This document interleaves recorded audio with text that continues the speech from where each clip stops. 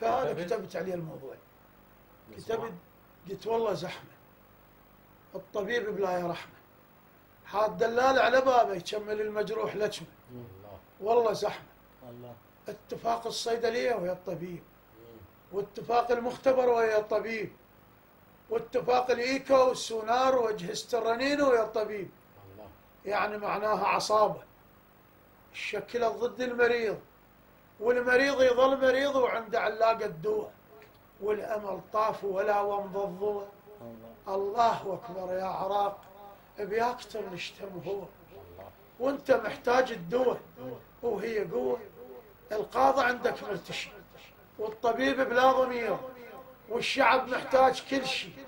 انت دولة فقراء، القادة عندك حقراء، وظهرك بحاجة نطاق. انت معقول العراق؟ الرشوة عندك على الرصيف، وبابه مسدود المضيف.